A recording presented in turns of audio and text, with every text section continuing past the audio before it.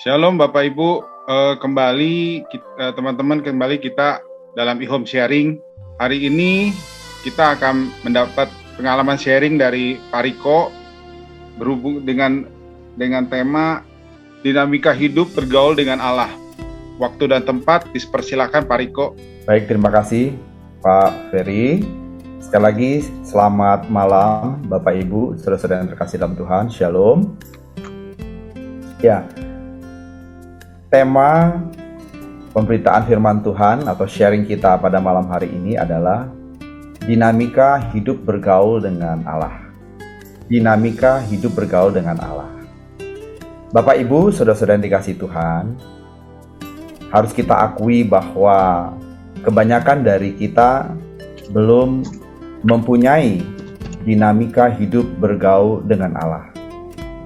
Paling tidak, melalui pertemuan ini, kita memastikan apakah kita sudah memiliki satu dinamika hubungan bergaul dengan Allah.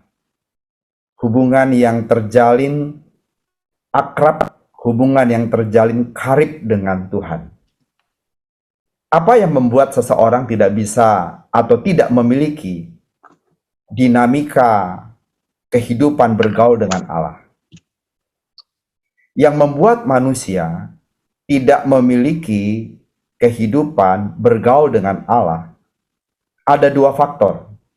Yang pertama, kebanyakan dari manusia secara umum memiliki presuposisi atau praanggapan atau anggapan awal bahwa manusia tidak mungkin bisa bergaul dengan Allah.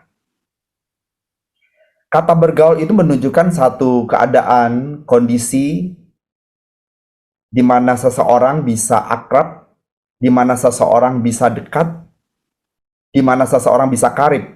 Nah, sekarang kalau konteksnya manusia dengan Tuhan, apakah manusia dengan Tuhan bisa akrab? Apakah manusia dengan Tuhan bisa karib? Apakah manusia dengan Tuhan bisa bersahabat kental? Bukan hanya bersahabat, tetapi bersahabat kental, bersahabat karib. Tidak sedikit manusia memiliki peranggapan bahwa tidak mungkin, karena Allah itu Allah yang imanen. Allah itu Allah yang jauh.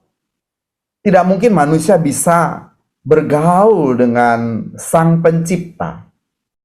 Nah, ini yang membuat manusia tidak bisa bergaul karib dengan Tuhan, karena sudah ada peranggapan Allah itu Allah yang transenden, maha mulia, maha agung, maha kudus, segala-galanya, maha segala-galanya. Manusia adalah makhluk yang fana, makhluk yang penuh cacat celah, makhluk yang berdosa. Mungkinkah bisa bergaul karib dengan Tuhan?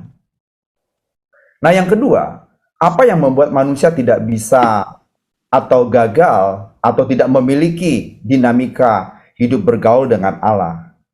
Yang kedua, karena pengaruh dunia, Bapak Ibu. Pengaruh dunia yang sudah begitu kuat menyeret kita, sehingga baik pikiran dan perasaan kita sudah tertuju kepada dunia, terfokus kepada dunia. Kita tidak lagi memiliki perasaan rindu akan Tuhan, memiliki perasaan membutuhkan Tuhan. Orang-orang yang terseret dalam kehidupan, keindahan dunia, apalagi yang punya uang, betapa kalau kumpul-kumpul cari Tuhan, kita kebaktian, itu tentu tidak lagi menjadi dunia mereka. Mungkin ada orang-orang yang dahulu kala rajin datang gereja, ikut terlibat dalam pelayanan. Namun karena ketika kebahagiaannya, ketika daging ini dipuaskan oleh dunia menjadi lebih menyenangkan, lebih membahagiakan, sehingga mereka memilih dunia. Apalagi tadi yang saya katakan, orang kalau punya uang, uangnya katakan tidak berseri, Walaupun uang rata-rata ada serinya ya. Ini maksudnya uangnya tuh nggak ada habis-habisnya, nggak ada matinya gitu kan. Uangnya banyak sekali. Pak, Bu, lebih enak pergi dengan kapal pesiar, lebih enak pergi dengan teman-teman ya kan kumpul di sana. Dibandingkan dengan kita yang sekarang ada di depan layar monitor, Bapak Ibu dengar nasihat firman Tuhan. Nah, ini memang yang saya melihat memang dunia lebih menyenangkan. Dunia ini memang menarik. Tetapi bagaimana ya caranya? Caranya supaya ibadah itu menarik. Makanya tidak sedikit gereja yang berupaya mengadopsi cara-cara dunia, mengentertain manusia, mengadopsi cara-cara dunia dalam gereja, bagaimana bisa mengentertain jemaat. Dipilih pendeta yang lucu, yang kocak gitu ya. Dipilih pendeta yang terkenal supaya menarik jiwa, menarik minat ya, supaya jemaat bisa datang. Jemaat bisa betah. Itu juga boleh sih, boleh, tidak salah. Namun saya pastikan bahwa sekalipun kita bisa membangun suatu suasana ibadah yang keren banget gitu. Suasana ibadah yang menghibur, yang entertain banget gitu. Kalau tidak menghadirkan Tuhan, tentu membosankan. Sebab apa? Kita kalah hebat dengan dunia. Kita kalah hebat dengan kalau misalnya bagaimana penataan panggung layar, di mana artis yang muncul di sana, Agnes Monica misalnya, ya kita kalah lah. Agnes Monica muncul, Rico Silain muncul. Ya orang milih Agnes Monica daripada Rico Silain. Apaan tuh? Katanya gitu kan. Sambil apa namanya memicingkan sebelah mata, apaan tuh gitu kan. Ya lebih memilih Agnes Monica lah.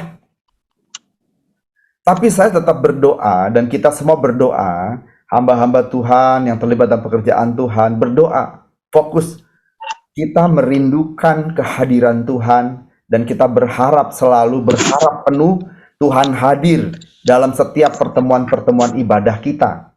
Termasuk lewat Zoom ini, Tuhan hadir, Tuhan menjamah, Tuhan melawat kita.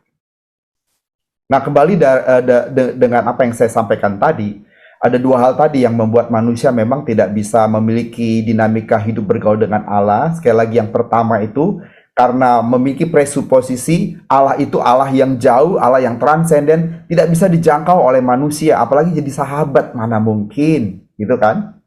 Nah, yang kedua adalah karena kenikmatan dunia. Tidak sedikit dari kita yang terseret arus dunia, kesenangan dunia, hiruk pikuk dunia, apalagi kalau kita difasilitasi oleh karena memiliki uang, memiliki fasilitas yang mumpuni, yang oke, tentu itu akan lebih menyenangkan. Hari ini ya kita juga mesti berhadapan dengan kemajuan teknologi. Gadget kita yang canggih ini kadang-kadang bisa menyita pikiran, hati, kesenangan kita. Ada games banyak di sana kan, bermacam-macam. Dan ketika kita mulai, tidak ada habis-habisnya kita akan mengikutinya. Lalu kalau kita punya televisi di rumah, layar lebar, mungkin 80 inci, aduh, udah seperti bioskop dengan sound yang kita punya juga enaknya lebih memilih duduk di rumah depan televisi daripada kita ikut ibadah. Makanya selalu diumumkan, disampaikan, dihimbau, ayo datang gitu ya. Sekarang orang lebih nyaman di rumah. Ya kan? Lebih nyaman di rumah. Tapi saya juga tetap berdoa. Orang yang duduk di depan layar televisi di rumah juga bisa dijamah oleh Tuhan. Ya kan? Kita berdoa seperti itu. Nah, cuman banyak orang memilih tidak on-site ya, jadi lewat perangkat elektronik yang dimiliki sudah merasa cukup. Nah, Bapak Ibu, apalagi kalau kita memiliki kalau sekarang ini ya televisi cerdas kita ya, smart TV kita bisa menyediakan layanan tontonan yang tidak ada habis-habisnya. Misalnya kalau disebut nama misalnya Netflix lah gitu ya.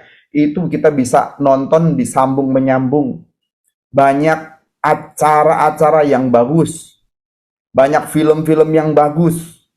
Bahkan kalau kita sudah mengikuti film-film bersambung, episode 1, 2, 3, kita selalu saja tertantang untuk tonton episode berikutnya dan berikutnya. Ya kan? Ibarat makan nasi Padang itu nasinya sedikit. Sehingga, waduh, lauknya enak dan banyak. Kita akan tambah nasi terus, gitu kan? Nah, tontonan juga begitu. Mereka kemas begitu rupa sampai akhirnya kita kepengen nonton. Dan hal itu menyita, Bapak Ibu, menyita pikiran waktu kita. Makanya sebaiknya kita mulai membatasi. Nggak salah nonton, tidak salah nonton, tetapi batasi. Kalau film-film bersambung itu hindari. Karena kita akan tertantang untuk pengen nonton lagi, mengikuti lagi. Gimana ya akhir ceritanya? Bapak Ibu akan dibawa kepada cerita-cerita yang nggak langsung pada akhir kisah cerita, tapi akan dibelokkan kiri kanan. Jadi masalah yang kecil jadi besar gitu kan, supaya film itu bisa panjang. Nah, semua itu bisa menyenangkan kita. Kumpul-kumpul dengan teman yang mungkin bisa membawa kita kesenangan, happy dengan mereka karena kita cocok dan sebagainya. Di mana akhirnya jam-jam kita yang harusnya bergaul dengan Tuhan, bersekutu, itu tersingkir. Nah, ingat ya, Bapak Ibu, saudara-saudara yang kasih Tuhan, Tuhan itu bisa disenangkan oleh manusia. Tuhan bisa disenangkan manusia. Memang Allah itu Allah yang transenden, Allah yang jauh, tetapi Allah yang kita sembah juga Allah yang dekat dengan kita. Jadi memang beliau Allah yang tak terjangkau oleh pikiran kita, benar itu. Allah yang jauh, benar. Siapa yang bisa mengerti betapa besarnya Tuhan, betapa dahsyatnya Allah, sebesar jagat raya ini, jagat raya tak terhingga. Nah, Tuhan Allah, Bapa di surga lebih besar dari jagat raya. Siapa yang bisa memahami Allah yang begitu besar, sementara pikiran kita, otak kita cuma sebesar bakpao gitu? Bisa memahami Allah yang maha tinggi? Nggak bisa. Makanya puji Tuhan, Allah memperkenalkan dirinya melalui pribadi agung Tuhan Yesus. Dan Tuhan Yesus berkata bahwa tidak ada seorang pun melihat Bapa, tapi anak ya. Dan aku jalan dan kebenaran. Tidak ada seorang pun bisa sampai kepada Bapa tanpa melalui aku. Jadi ketika kita melihat anak, kita sudah melihat Bapa. Amin. Jadi beliau adalah panutan kita, contoh hidup kita. Beliau menjadi representasi Bapa. Mewakili Bapa. Kita tidak perlu melihat Bapa, tapi kita perlu melihat Tuhan Yesus dengan iman kita. Ya. Nah, Allah bisa disenangkan.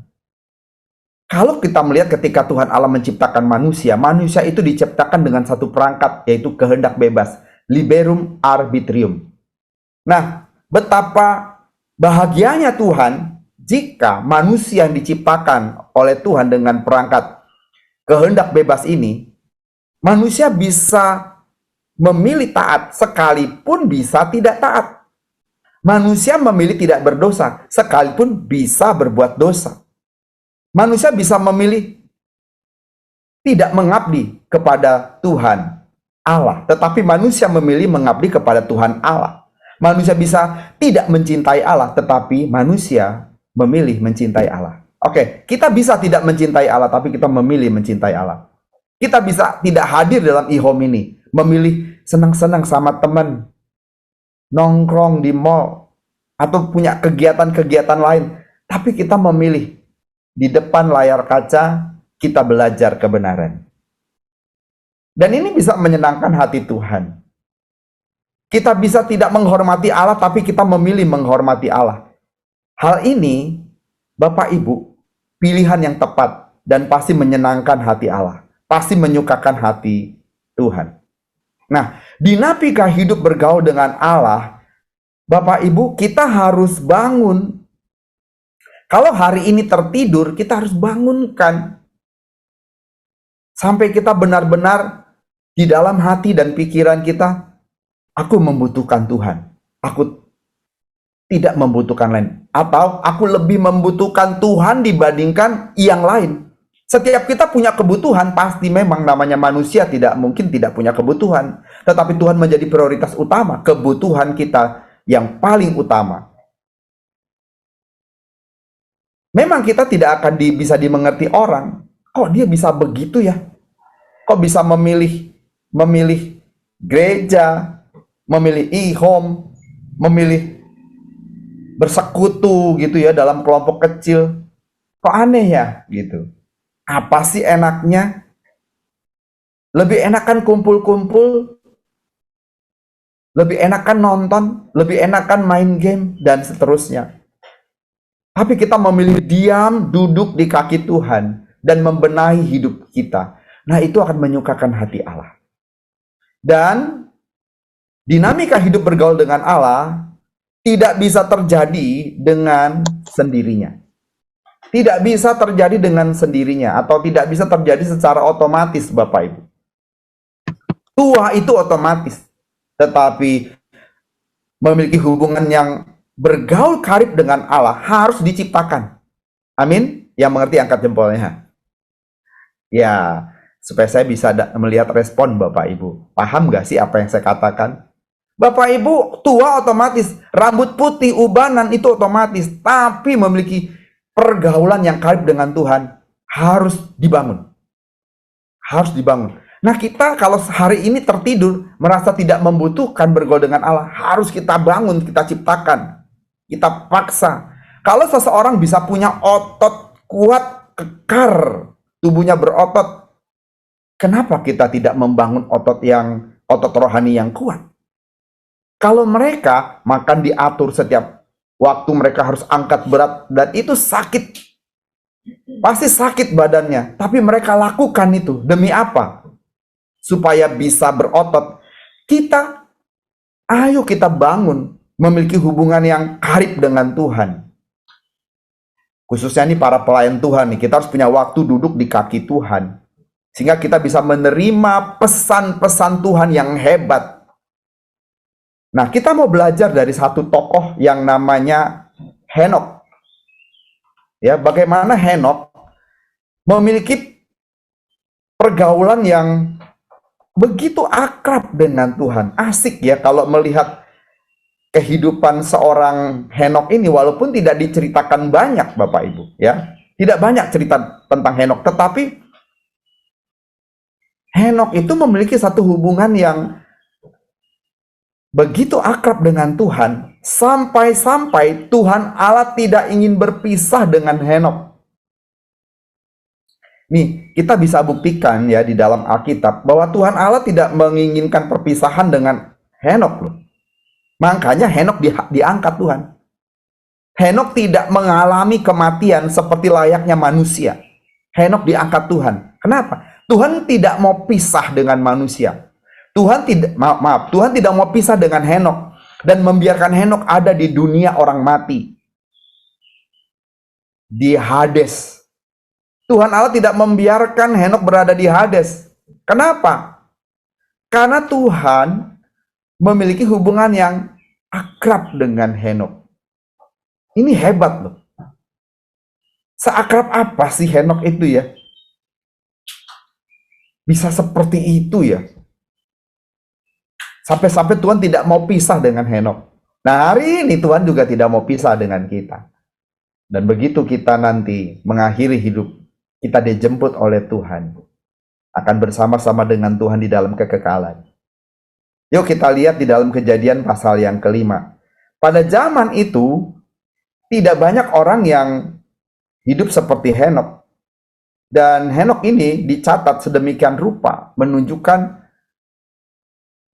bagaimana hubungan yang hebat terjalin antara pribadi Henokh dengan Tuhan Allah. Kita baca ya, mulai dari kejadian 5, mulai dari mulai dari ayat 21 maksud saya. Pasal 5 mulai dari ayat 21 sampai 24. Saya akan membaca bagi kita semua. Ayat 21. Setelah Henokh hidup 65 tahun, ia memperanakkan Metusalah. Jadi setelah 65 tahun baru punya anak namanya Metusalah. Dan Henok hidup bergaul dengan Allah selama 300 tahun lagi. Jadi setelah dia punya anak namanya Metusalah pada umur 65, Tuhan memberikan dia, atau dia masih hidup, masih berada di dunia 300 tahun lagi. Nah, setelah ia memperanakan Metusalah dan ia membesarkan anak-anak lelaki dan perempuan, jadi Henok mencapai umur 365 tahun. 365 tahun. Dan Henok hidup bergaul dengan Allah, lalu ia tidak ada lagi, sebab ia telah diangkat oleh Allah. Hidup Henok memang bagi kita ya, dibandingkan dengan manusia hari ini sudah hebat, 365 tahun. Dan dikatakan sejak umur 65, Henok memiliki anak gitu ya, yaitu Metusalah. Dan setelah itu 300 tahun lagi dia hidup.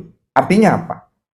Henok itu menurut saya, awalnya ia memiliki satu kehidupan yang biasa-biasa, atau kehidupan yang tidak jauh berbeda dengan orang pada umumnya. Tetapi setelah 65 tahun, begitu dia memiliki Metusalah, anak pertamanya, Henok memiliki satu hubungan yang karib dengan Tuhan selama 300 tahun.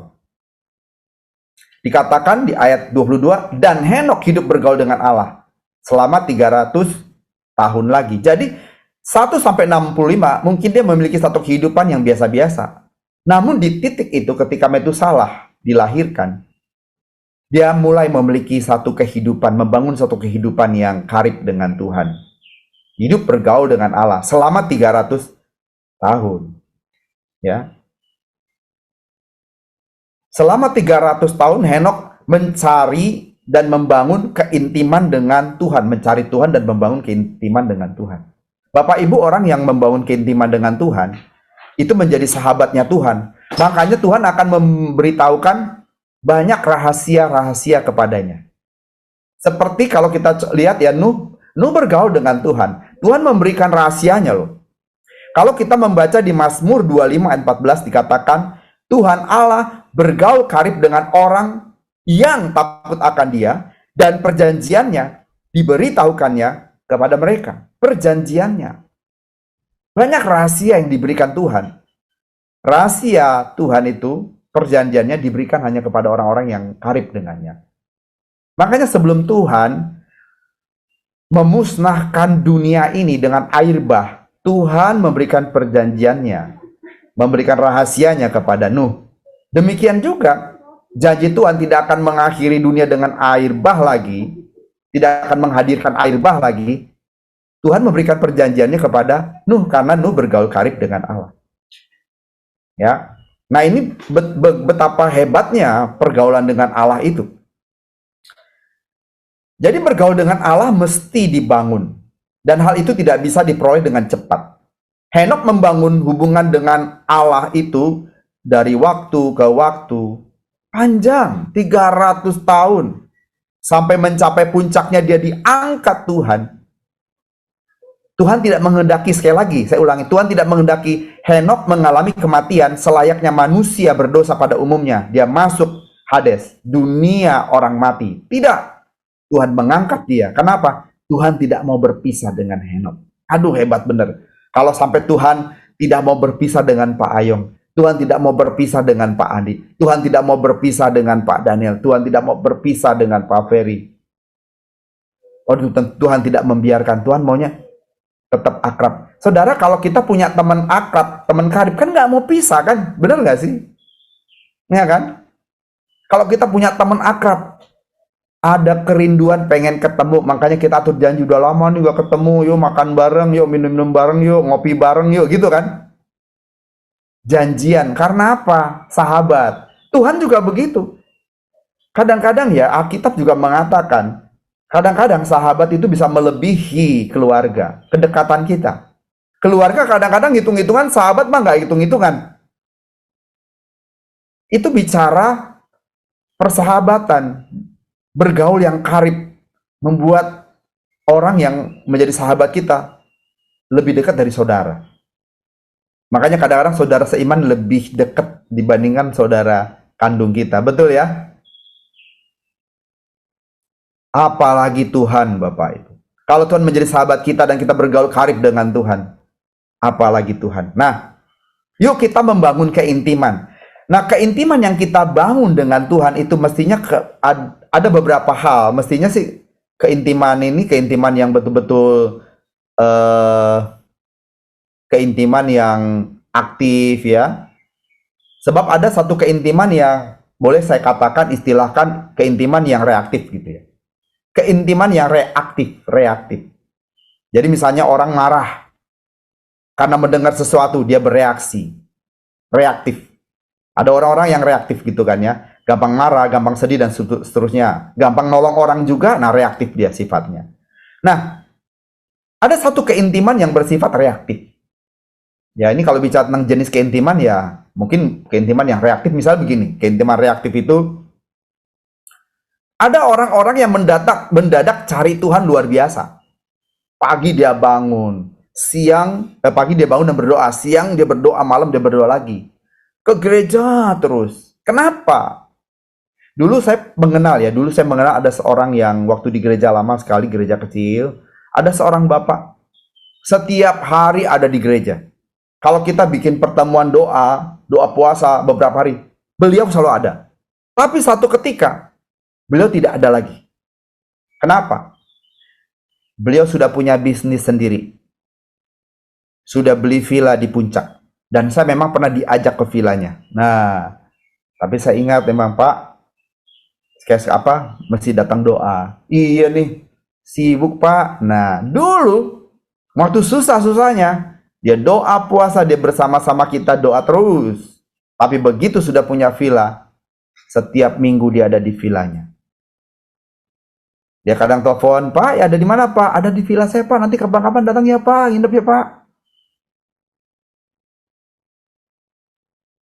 Harusnya setelah masa-masa sulit itu selesai, jangan melupakan Tuhan. Bangun terus hubungan bergaul karib dengan Tuhan. Ya. Nah, sekali lagi, keintiman yang bersifat reaktif gitu hanya sementara. Ibaratnya kalau kita buka botol Coca-Cola ya atau air soda begitu kita buka itu langsung muncrat gitu ya. Berbuih-buih, tapi hanya sebentar. Efeknya sebentar. Setelah efek dari sodanya hilang, selesai sudah. Nah, begitu juga banyak orang yang membangun keintiman reaktif. Dia bereaksi karena ada masalah, pergumulan yang berat, lalu cari Tuhan dengan sungguh-sungguh. Setelah masalah itu selesai, Tuhan memberikan jalan keluar, dia tidak lagi membangun keintiman dengan Tuhan. Dia tidak lagi berdoa, dia tidak lagi cari Tuhan. Beda dengan Henok yang selama 300, berarti 300 tahun dia bergaul dengan Allah. 300 tahun, Bu. Waduh. Lama loh itu. Berarti selalu ada episode dalam kehidupannya yang tidak berakhir dalam bergaul dengan Allah. Nah, hendaknya kita bukan orang-orang yang masuk kategori keintiman reaktif, ya. Memang ia masuk tipe keintiman reaktif itu hanya sementara saja. Tapi kita harus memiliki satu keintiman yang bersifat aktif, Bapak Ibu. Keintiman aktif itu keintiman yang bukan karena ada masalah, ada persoalan cari Tuhan, intim dengan Tuhan, bukan.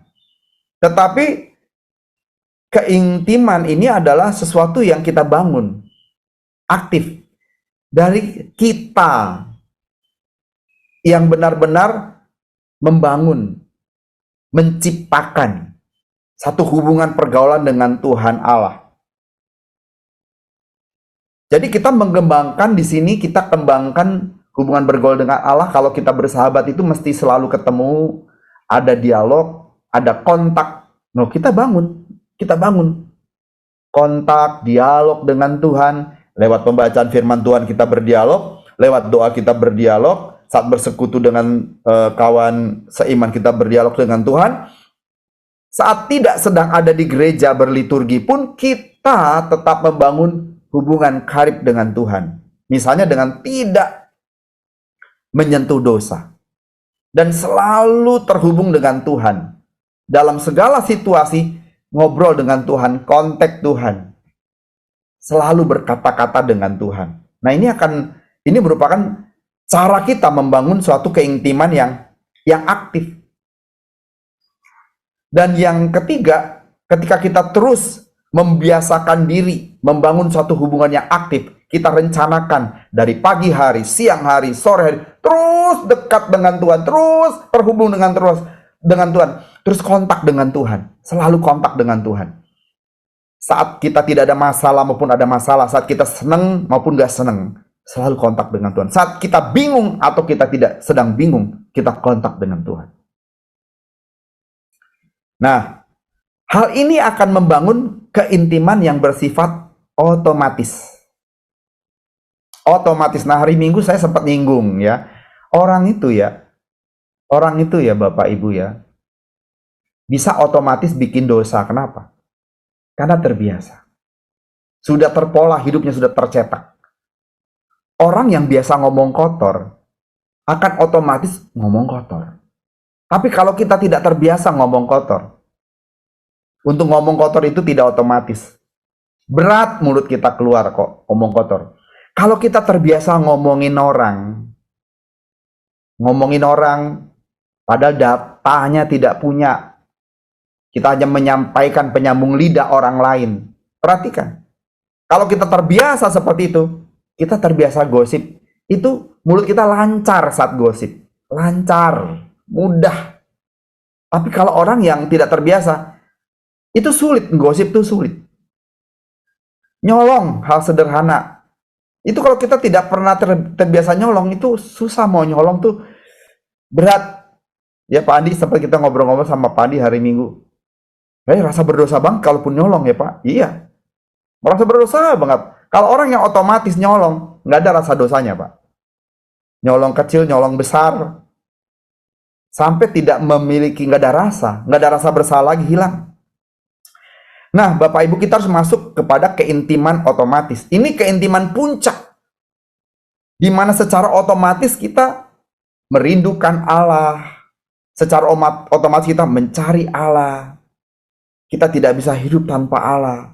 Kalau kita tidak gereja, aduh rasanya ada yang hilang. Kalau kita tidak berdoa pagi hari, aduh resah hidup kita. Ini kan nih Bapak Ibu kebanyakan bukan resah karena tidak berdoa. Aduh, HP ketinggalan, resah kita. Aduh, ketinggalan dompet, resah kita. Kalau tidak gereja, tidak berdoa, tidak baca Alkitab, nggak ada resah-rasahnya. Nah, ini kita pertanyakan, kok begitu ya? Ini kita kadang-kadang diundang-undang, yuk kita ihom, yuk kita kumpul bahas firman Tuhan, yuk. Ya. Siap. Jawab siap cepet banget, tapi hadir enggak. Bisa begitu. Yuk kita ke gereja, siap. Hadir enggak. Tapi kalau orang yang sudah terbangun keintiman sampai keintiman yang bersifat otomatis, aduh, dia begitu mendengar kata kebaktian, hatinya tuh berbunga-bunga. Hari Minggu selesai ibadah, dia sudah kepengen ketemu Minggu lagi. Bisa begitu.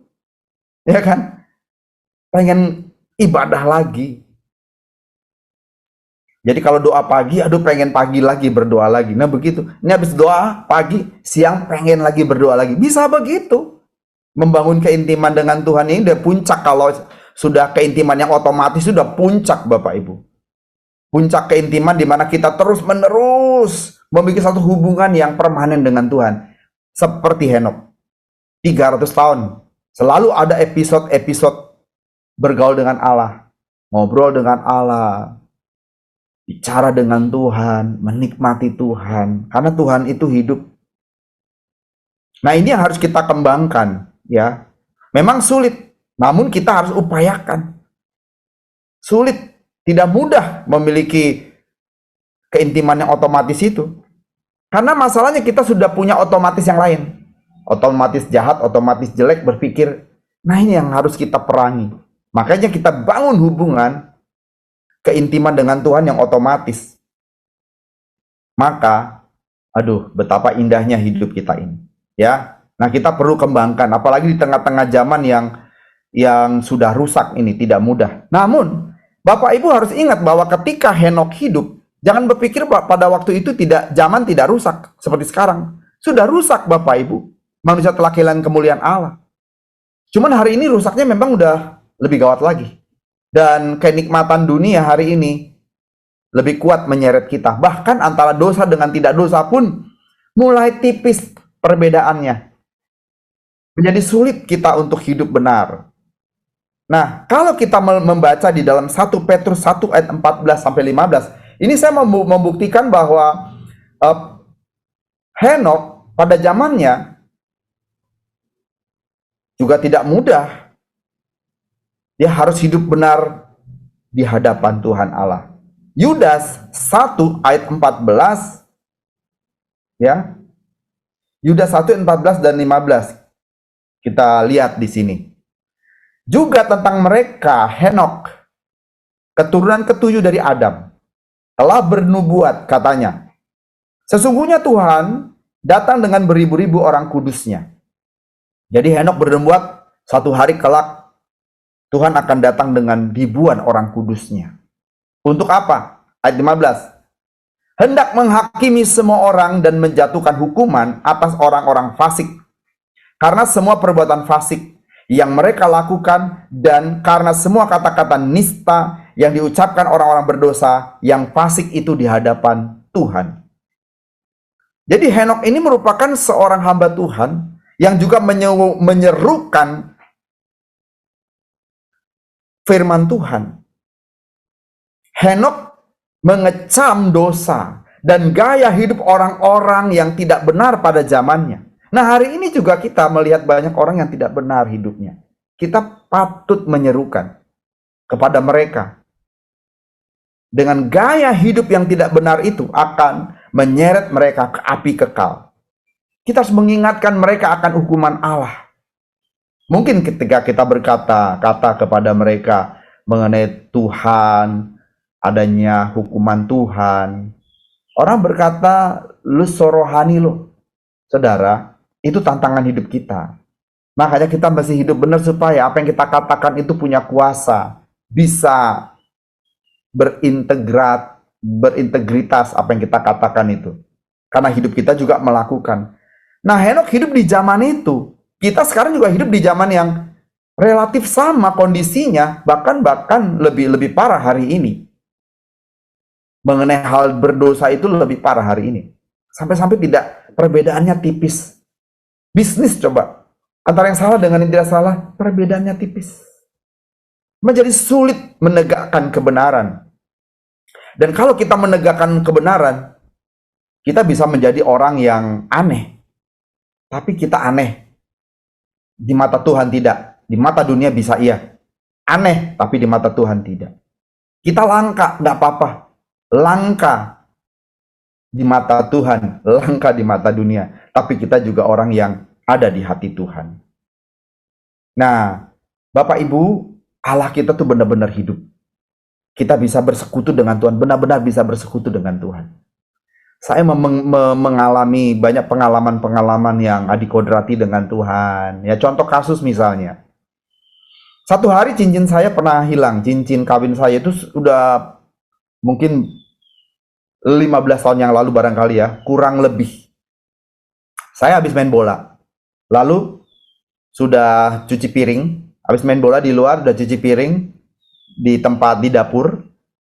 Saat saya nyuci piring baru sadar, cincin kawin saya mana ya? Cincin kawin.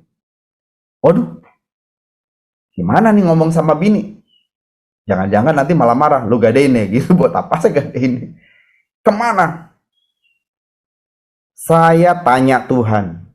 Saya berdoa, saya tanya Tuhan secara aktif. Saya tanya Tuhan. Dan memang Pak, Ibu, hari-hari itu adalah hari-hari di mana saya belajar mengalami Tuhan, belajar mengenal Tuhan. Saya mengupayakan bahwa perasaan saya selalu terhubung dengan Tuhan, pikiran juga begitu, dan Allah itu selalu ada dekat kita, ada. Allah bersama dengan kita. Sampai satu ketika saya paksa Tuhan, Tuhan, Engkau Allah yang hidup, buktikan. Aku percaya. Nah, saya belajar untuk mengalami Tuhan. Pak, Bu, saya main sepak bola di padang rumput yang luas. Memang bukan lapangan sepak bola beneran seperti di Senayan, bukan. Ya, di Istora Senayan, bukan. Ada pohon juga di situ. Nah, saya berdoa dan Tuhan memberikan impresi di dalam pikiran, dalam hati saya. Coba kamu berjalan arah ke pohon. Nah, di situ memang ada pohon. Saya persis berdiri di bawah pohon itu, di samping pohon rindang itu. Di sini Tuhan. Tapi saya ikutin aja apa arahan Tuhan. Saya diam berdiri di situ. Coba kamu lihat, perhatikan sekelilingmu. Itu di dalam pikiran saya. Di dalam hati saya begitu dekat gitu. Kata-kata itu begitu kuat. Pengertian itu begitu kuat. Sampai akhirnya saya lihat kiri kanan, saya perhatikan, oh, mulai ada yang bercahaya-bercahaya. Apa itu? Saya dekatin, ini dia. Langsung saya ambil, saya pegang, ada namanya. Cincin saya ada di situ. Pak, Bu, yang namanya kalau lapangan rumput lagi cari cincin yang sekecil itu, mustahil bisa dapat. Kan kita main sepak bola dari gawang ke gawang, Bapak Ibu. Hilangnya di mana udah nggak jelas. Tapi bisa tepat benar. Nah, ini salah satu contoh ya, Bapak Ibu, bahwa Allah itu hidup, benar-benar hidup. Benar-benar real. Dan saya saat itu menangis. Terima kasih Tuhan untuk pengalaman berjalan dengan Engkau. Nah, kembangkan terus. Maka kita pada akhirnya ketika kita mengembangkan, kita sudah memiliki peranggapan, sudah memiliki presuposisi Tuhan itu Allah yang dekat. Tuhan itu hidup. Tuhan itu bisa bergaul karib dengan kita.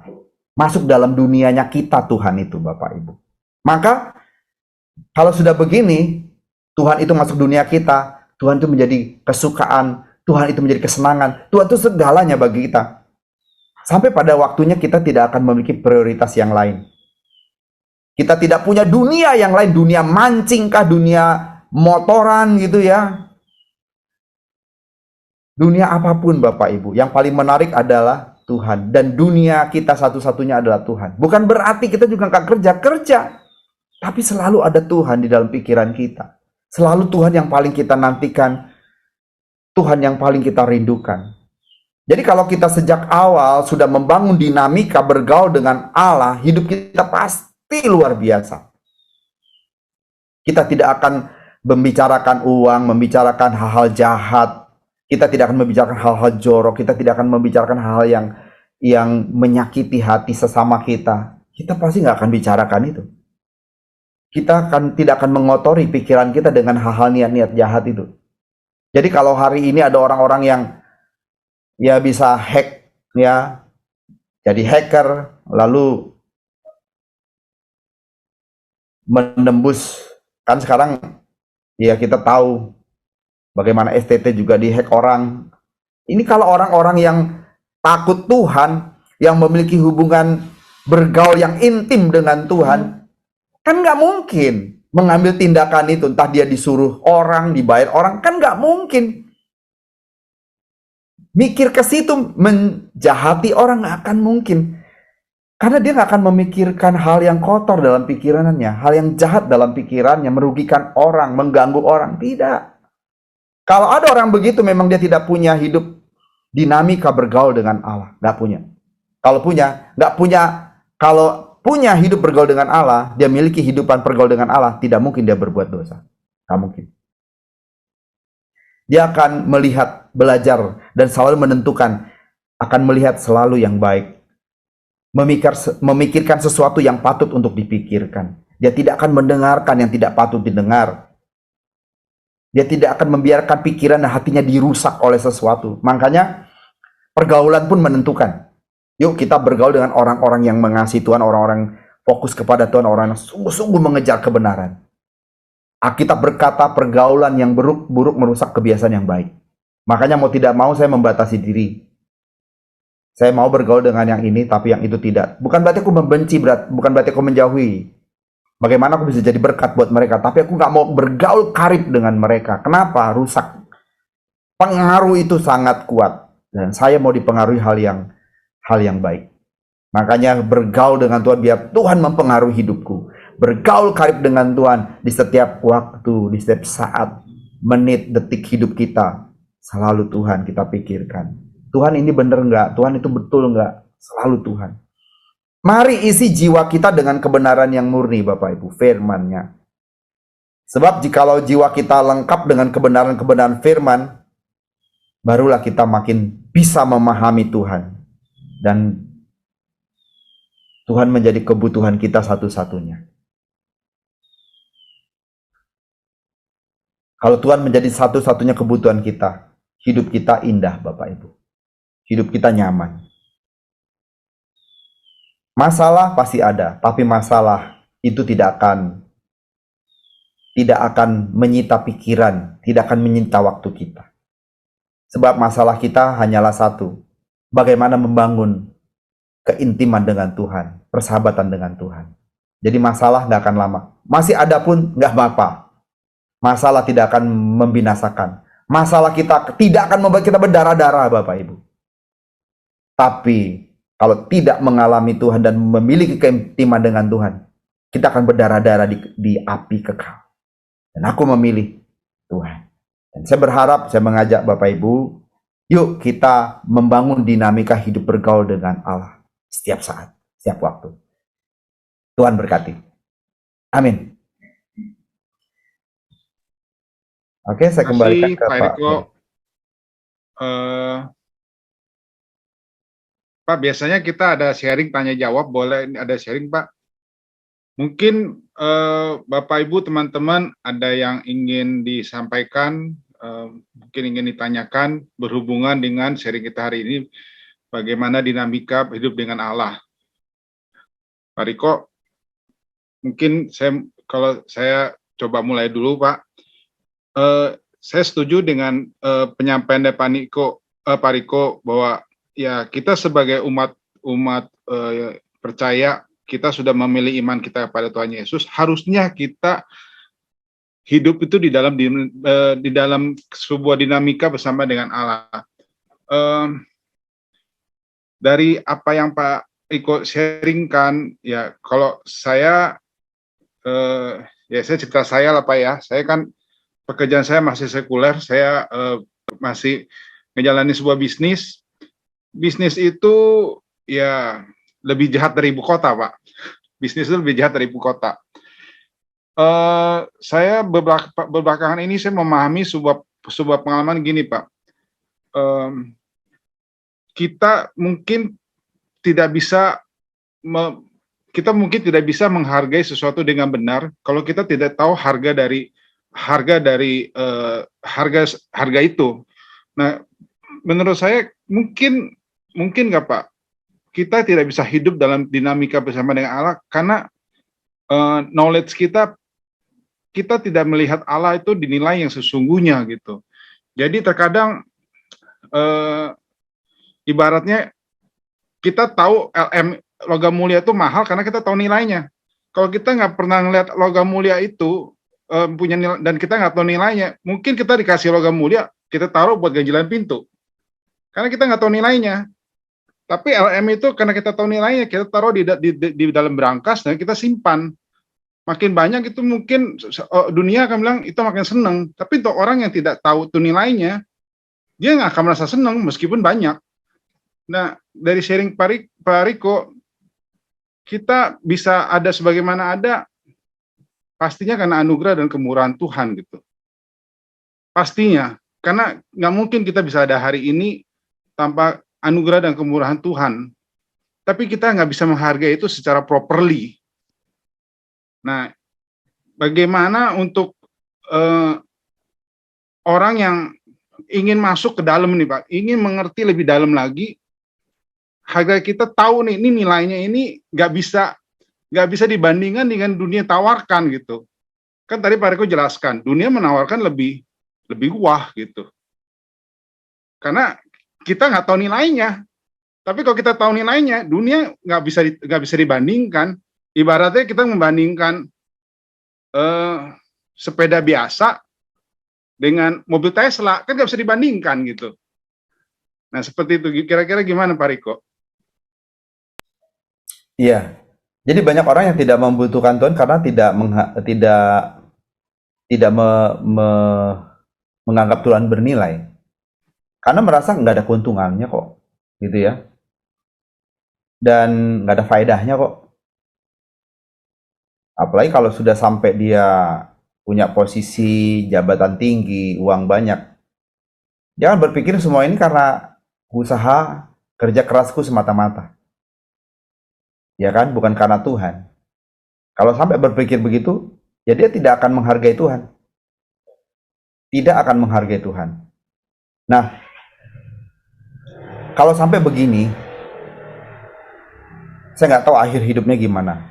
Mudah-mudahan jika ada orang yang seperti ini, dia punya kesempatan untuk diselamatkan. Kadang-kadang ya, makanya saya melihat ya Pak, Ibu, ya banyak orang-orang Kristen itu isinya khususnya jemaat-jemaat kita ya. Atau gini ya, gereja-gereja Pentakosta lah gitu ya, beraliran Pentakosta. Jadi bukan gereja Pentakosta, maksudnya gereja-gereja beraliran ke Pentakosta atau karismatik. Itu rata-rata orang-orang susah dulu dan sekarang juga masih banyak kan. Sebagian besar orang-orang susah kan ya. Tapi pada akhirnya mereka jadi orang-orang yang mengasihi Tuhan. Kok bisa? Kok bisa menghargai Tuhan sampai mereka doa luar biasa gitu ya? Kenapa? Karena mereka mengalami aniaya, mereka mengalami kerugian, mereka mengalami kesusahan, mereka mengalami kesulitan hidup. Bisa saja karena mereka ditipu, usaha hancur. Nah, lalu mereka cari KKR, cari persekutuan. Nah, di sana mereka mendapat penghiburan, kekuatan, dan bisa bertumbuh. Kadang-kadang ya orang baru bisa menghargai Tuhan, betapa berharganya Tuhan di situ. Ketika mereka ditolong, dijamah. Kalau nggak ada masalah hidup ya kadang-kadang nggak membutuhkan Tuhan, dan Tuhan dianggap nggak bernilai dibandingkan kesenangan, semua yang dia miliki. Jadi, kalau saya berpikir, Tuhan bisa mengizinkan banyak kesusahan dalam hidup manusia. Itu sebagai sarana yang Allah berikan supaya manusia bisa menghargai Tuhan dan mengalami Tuhan. Jadi ketika dia susah, dia mendapat penghiburan, masalahnya tetap aja ada, artinya kekayaannya dia nggak kembali ke dirinya, dia sudah bangkrut, nggak bisa kembali ke dirinya, tapi dia mendapat kepuasan yang sejati di dalam dirinya, yang hanya bisa diisi oleh Tuhan. Ada kekosongan yang hanya bisa diisi Tuhan. Nah, setelah itu, baru dia bisa menghargai Tuhan. Nah, jadi yang terpenting memang, makanya Alkitab berkata gini, orang kaya sulit masuk kerajaan Allah. Sulit masuk ke, ya kenapa sulit masuk kerajaan Allah? Karena itu Pak, mereka dipenjara oleh kekayaan, oleh kenikmatan dunia, sehingga tidak bisa melihat ada kenikmatan lain di luar dari kekayaan itu. Kalau kita melihat kehidupan yang namanya kota Pompei, bagaimana gunung Vesuvius itu meletus dan membinasakan seluruh orang dalam kota yang katanya kota metropolis pada saat itu, kota yang hebat, hiruk pikuk perekonomiannya oke luar biasa. Pak, sekejap. Ketika gunung Vesuvius itu meletus sekejap, Pak. Lenyap. Sebagian orang menjadi batu di sana. Karena ketutup lumpur dan jadi batu. Bapak Ibu, kondisi ini tentu akan menjadi kondisi di mana kalau orang mau melihat betapa rentannya hidup, mereka akan cari Tuhan. Kekayaan ternyata seketika lenyap. Itu kan orang-orang kaya semua tuh di Pompei. Dimana konon katanya hidup mereka memang liar banget ya. Saking punya duit, kaya raya, perekonomiannya oke. Habis seketika aja dengan wedus gembel itu. Asap, awan panas yang melanda kota Pompei, habis sekejap. Kekayaannya, uang emas peraknya gak ada artinya. Tapi sekarang, ya itu dia. Tuhan gak bernilai dibandingkan hartanya lebih bernilai. Padahal semuanya sekaya-kayanya orang segimana sih? Saya bukan orang kaya, tapi hanya ngebayangin aja Pak, membayangkan ya. Segimana enaknya, enak sih, pasti enak ya. Tapi ya segitu aja, makanan yang paling enak yang saudara bisa makan cuma sampai di lidah, setelah itu selesai. Wah, di sana nasi gorengnya enak. Makan deh tuh nasi goreng. Setelah kita kunyah, telan, selesai. Enaknya sampai di lidah doang kan. Itu kota hebat Pompei hari ini udah nggak ada. Sudah tinggal puing. Ada New York, tapi itu nanti juga tinggal puing. Sekejap. Nah, hari ini manusia bisa sombong dan menganggap Tuhan tidak bernilai. Tuhan tidak berarti. Tapi saya mau kasih tahu Bapak, Ibu. Tidak ada manusia di ujung kematian itu tanpa Tuhan happy. Nggak ada. Tidak ada manusia yang tidak takut menghadapi kematian. Tidak ada. Kecuali dia sudah kehilangan kesadaran. Tapi orang yang sadar, dia akan takut dengan kematian. Takut Bapak Ibu. Tapi orang yang sudah mengalami Tuhan dan hidup bergaul dengan Tuhan, dia tidak takut menghadapi kematian sekalipun. Kenapa? Sudah punya kepastian. Tentu kepastian itu bukan omong kosong, karena dia mengalami Tuhan dan memiliki pergaulan yang karib dengan Tuhan. Jadi tidak takut apapun. Mau tahun depan resesi sekalipun, jadi dia nggak takut. Bapak Ibu nggak usah takut tahun depan mau resesi mau enggak ya. Yang penting sekarang hidup bergaul karib dengan Tuhan. Tenang Bapak Ibu, Tuhan bisa pelihara hidup kita. Resesi bukan baru hari ini Bapak Ibu. Tahun-tahun yang lalu, puluhan tahun yang lalu juga pernah resesi. Tahun 98 pun resesi. Bapak Ibu hari ini bisa ada di sini di Zoom ini semuanya sehat walafiat, terpelihara dengan luar biasa karena Tuhan. Tahun depan resesi nggak usah takut. Ya, ini kan didengunkan oleh banyak hamba Tuhan juga ngomong tahun depan resesi, kita berdoa supaya Tuhan menghalau resesi. Kalau resesi diizinkan Tuhan sehingga bisa membuat manusia menghargai Tuhan, itu baik. Benar kan? Karena banyak manusia tidak menghargai Tuhan. Itu baik supaya mereka menghargai Tuhan. Nah, saat itulah kita bisa meraih jiwa sebanyak-banyaknya. Pekerjaan Tuhan menjadi besar, ya, dan kesempatan kita membawa jiwa, panen, karena gandum sudah menguning siap untuk dipanen, padi sudah menguning siap dipanen. Orang-orang resesi yang berteriak-teriak, kita menjadi sarana Tuhan untuk melawat mereka, gitu ya. Walaupun kita juga susah, resesi juga kita pastikan. Dan berpikir kita anak Tuhan, orang resesi, kita resesi. Enggak Bapak Ibu. Orang di luar sana resesi, kita anak Tuhan juga tetap resesi. Tapi kita menjalani resesi bersama dengan Tuhan, pasti bisa terpelihara. Karena Allah kita hidup. Jadi betul Pak, apa yang disampaikan Pak Ferry betul. Orang bisa tidak menghargai Tuhan. Dia lebih menghargai koin-koin emas yang dia miliki. Dia bisa lebih menghargai benda-benda mahal yang dia miliki, yang sebenarnya pada suatu ketika dia akan buang itu semua. Tidak akan berguna, tidak akan menolong hidupnya.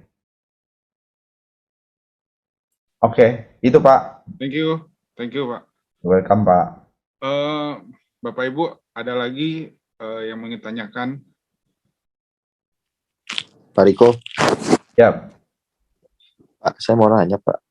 Ya Pak, silakan. Seperti yang tadi Bapak katakan tuh yang reaksional ya. Pada umumnya kan seperti itu ya, termasuk saya sendiri mengalami seperti itu ya, reaksional. Pada saat-saat kejepit ya rasanya pasti lebih rajin lah kita. Sudah alami itu beberapa saat yang lalu kan.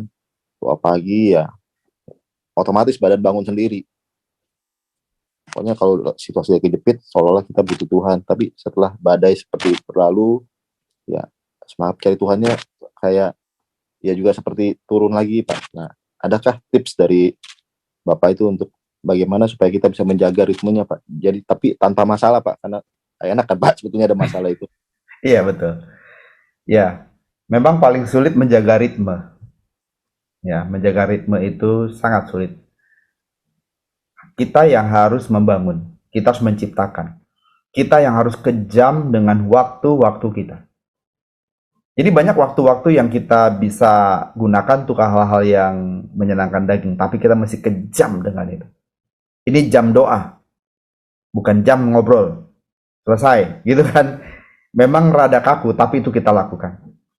Ketika teman-teman mulai ngobrol-ngobrol yang menjurus-menjurus ke hal yang tidak baik, kita tidak ikut-ikutan. Stop. Yang kita lakukan saatnya mungkin ya agak ekstrim. Mohon maaf ya, aku duluan karena ada urusan. Kita pergi. Tadi bicara tentang waktu ya, kita bangun hubungan dan kita menjaga ritme. Jangan, kalau doa pagi ya jangan bolos. Kalau bolos karena terpaksa, kita ganti jam. Jangan ganti hari, ganti jam. Jam 5 nggak bisa ya siang, siang nggak bisa sore, sore nggak bisa malam, malam nggak bisa, udah ganti hari dong kalau begitu. Tapi kita harus punya ritme yang pokoknya setiap hari aku harus ada bergaul dengan Tuhan setiap hari. Jadi ingat juga dalam pergaulan kita bukan hanya dengan Tuhan ya, bukan hanya pada jam doa kita. Jam doa itu masih harus rutin, jaga ritmenya. Lalu bergaul dengan Tuhan rutin, jaga ritmenya.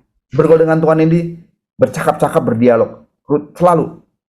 Jadi ketika kita ada masalah, ada kesusahan, selalu terhubung dengan Tuhan.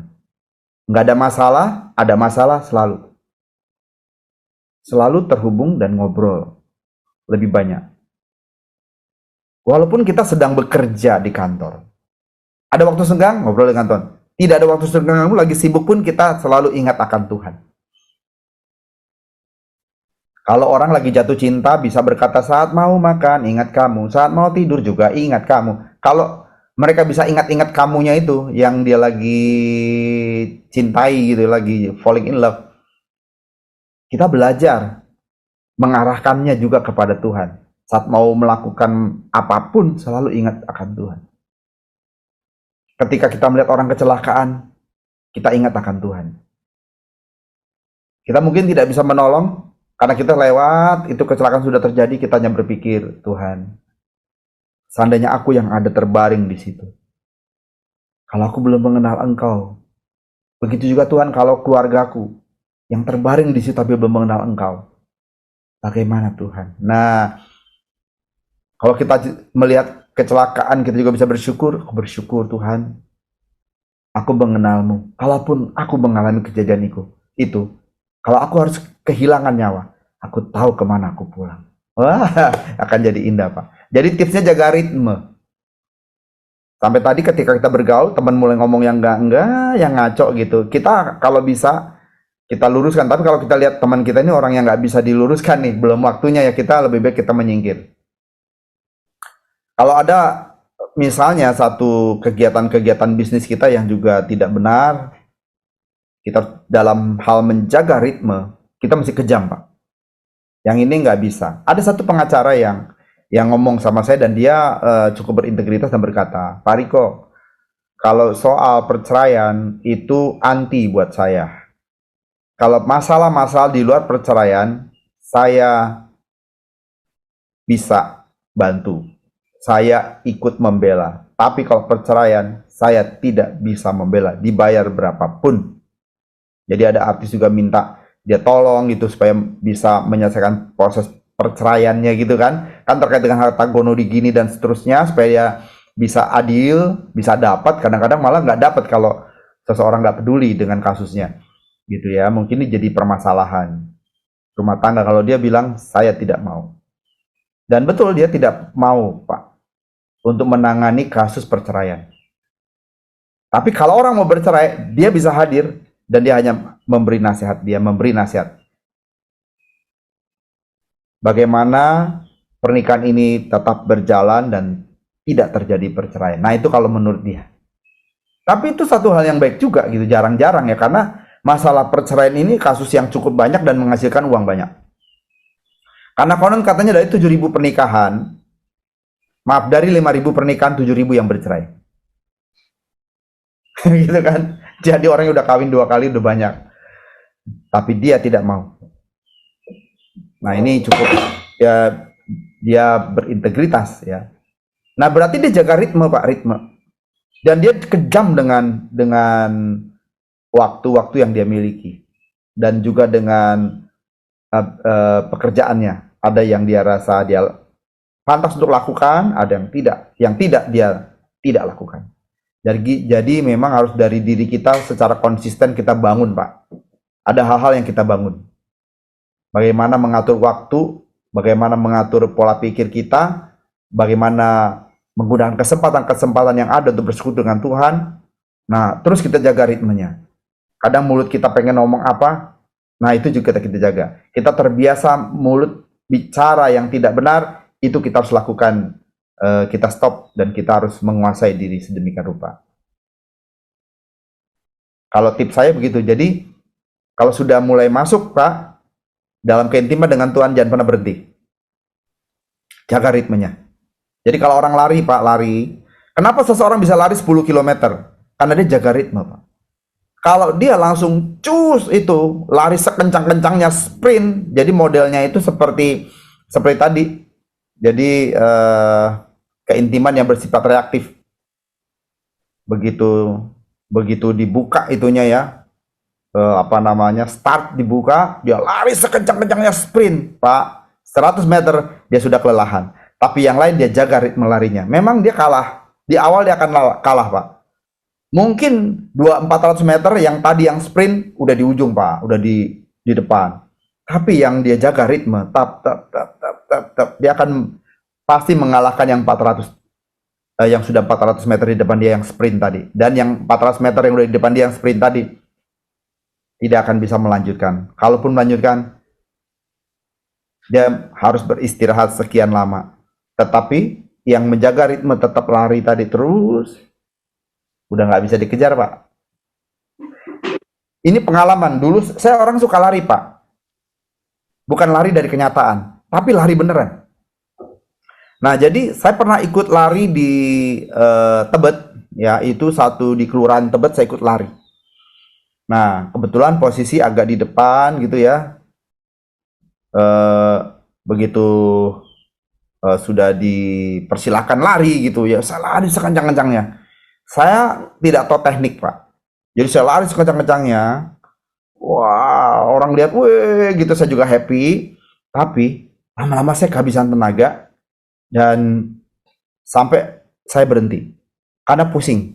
Saya berhenti ngos-ngosan. Nah, menyusul di belakang saya mulai lari 1, 2, 3. Saya udah kecapean. Saya mau lari lagi. Yang tadi terus dia masih punya tenaga simpanan. Akhirnya memang saya kalah, Pak. Saya naik mikrolet dan sampai finish pakai mikrolet, Pak. Nah, zaman itu masih ada mikrolet. Nah, sampai sana udah saya, ya ini kan buat happy aja sih, Pak. Ini kan urusan kelurahan gitu. Tapi saya ingat, Pak, kita mesti jaga ritme. Dan yang penjuaranya memang orang yang larinya stabil itu jaga ritme dia. Dia nggak nafsu di depan, terus dia ritme stabil, Pak. Bagaimana kita juga stabil. Itu nasihat saya sih, Pak. Kiranya bisa memberkati. Terima kasih, Pak Iko. Kembali, Pak. Ada lagi Bapak Ibu? Shalom Pak Ferry, shalom Pak Riko. Shalom Pak Erik. Shalom, Pak Erik. Shalom. Riko, saya benar-benar terberkati, Pak, ya, dengan apa yang Bapak sampaikan yang hari Minggu juga. Saya terberkati dengan firman yang Bapak bawakan. Puji Tuhan. Kata orang Medan, mantap kian nih, Pak. Amin. Oke. Jadi benar, Pak, dinamika ngikut Tuhan itu kalau saya alami dalam hidup saya itu, Pak, luar biasa, Pak, gitu. Saya tuh kayak digodok gitu ya. Digodok habis-habisan gitu. Apalagi semenjak pandemi mulai itu, Pak, ya. Ya. Jadi apa yang belum tidak bisa saya lihat, dengar, dan saya rasakan. Tapi yang saya rasakan bukan yang enak, Pak. Ya. Yang benar-benar nggak pernah saya rasakan sepahit di hidup saya rasakan juga. Tapi akhirnya ada satu kata, Pak, yang sering dipakai oleh hamba Tuhan, Kepala Sidang Senior kita, Pak Erastus ya, Pak Pendeta Erastus, itu semua terlewati kok, Pak. Bisa dilewati. Bisa dilewati. Mengenai dinamika seperti itu, Pak, saya nggak ada pertanyaan, cuma saya mau sharing ya sama Bapak dan Ibu sekalian.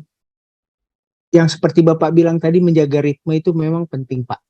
Karena saya juga ikut lari, saya suka lari gitu ya. Ya. Nah, kalau kita lari ya terlalu cepat juga nanti kita kecapean. Kalau terlalu lambat nanti kita ketinggalan. Tapi ada satu momen, Pak, di mana setelah saya dibentuk Tuhan seperti itu, ditolong Tuhan, datang lagi, ditolong lagi, datang. Saya sambil satu kesimpulan gini, Pak, Tuhan, jangan sampai aku memanipulasi Tuhan. Itu, Pak. Jangan sampai Tuhan. Saya sampai gini-gini doa pagi. Tuhan, jangan sampai saya memanipulasi Engkau. Saya takutnya gini, Pak, karena seperti yang dulu-dulu, Pak, gitu ya. Saya terus terang aja menganggap diri saya ini membuat Tuhan itu kayak tukang tambal ban, Pak. Iya, Pak. Jahat loh saya, Pak. Jahat saya bilang. Kenapa? Kalau datang bocor, kita datang. Bocor lagi, masalah lagi, datang. Masalah lagi, datang. Kira saya ada satu momen, Tuhan ada kasih satu gift sama saya, sehingga kehidupan saya tuh kayak diambang-ambang ini, Pak, diambang apa ya, kematian gitu. Saya pernah ngalami seperti itu. Sampai saya bilang, Tuhan kalau memang udah waktunya sekarang ya sudah, nggak apa-apa. Di situ saya berpikir, kalau aku nggak siap, Tuhan nggak bentuk aku, mungkin ada ketakutan dari hidup aku. Ya, karena begitu diambang maut itu datang, Pak, itu udah nggak ada kesempatan lagi. Ya. Makanya saya selalu dengar khotbah-khotbah itu, Pak, yang menguatkan saya. Ya, penyesalan itu udah nggak bisa lagi. Pak Pendeta Rastus bilang, saya ini sering mengunjungi orang sakit ICU gitu, Pak ya. Ya. Melihat muka-muka mereka itu sebenarnya satu pernyataan yang sangat menampar saya gitu, Pak. Kalau saya di posisi itu bagaimana saya? Nah, ketika Tuhan menempa saya itu, Pak, itu baru saya merasakan bagaimana kekalahan. Dulu enggak, Pak. Kristen tetap Kristen. Saya Kristen sejak lahir, Pak. Nenek moyang saya penginjil malah, Pak. Betul, Pak. Nenek moyang saya penginjil. Ya. Tapi itu tidak menjadikan saya jadi mengenal Tuhan secara pribadi sekali gitu, Pak.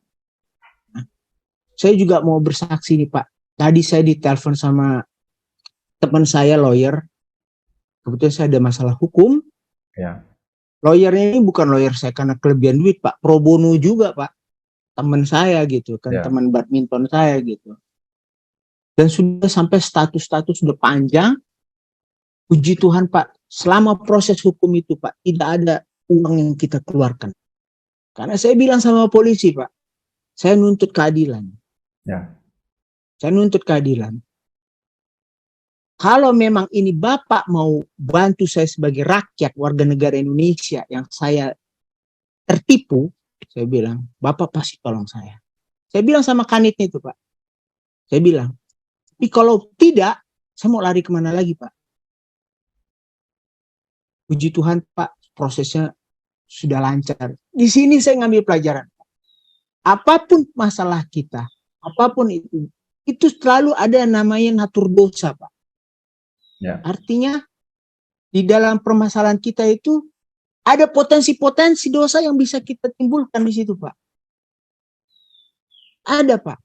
Dalam mengiring Tuhan ini. Ada potensi dosa. Seperti misalnya kita depresi. Ya, kita nggak lari ke Tuhan. Kita salahkan Tuhan. Apakah Tuhan biarkan? Tuhan biarkan aja. Ya. Bagi orang yang sadar ya. Bagi orang yang sadar. Semua kehidupan kita, semua akan dibongkar. Nggak cerita. Ditelanjangi habis-habisan.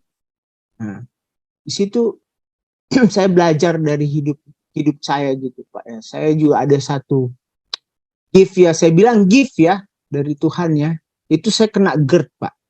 Karena GERD yang udah, parah, udah kronis kata dokter. Ya.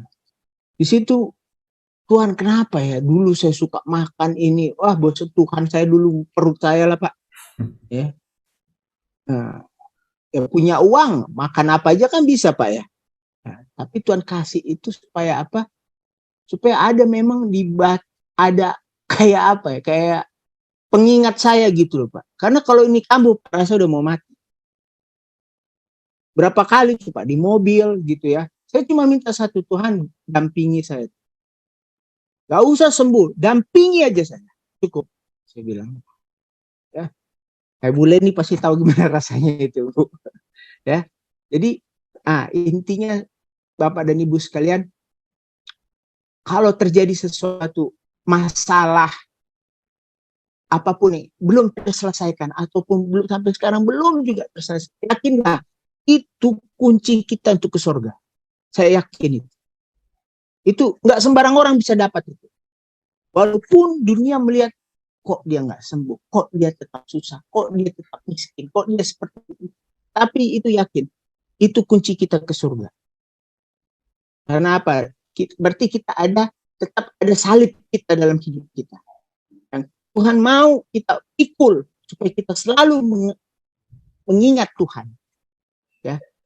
Dan kerinduan saya Pak, semua kita berjumpa bersama di langit baru dan bumi yang baru. Amin. Amin. Amin. Terima kasih Pak. Thank you. Mungkin cukup Pak Riko. Terima kasih sharingnya. Saya pribadi juga sangat diberkati, sangat diingatkan. Dinamika ini sungguh sangat harus kita jaga dan kita harus menjaga ritmenya. Terima kasih atas waktunya Pak Riko.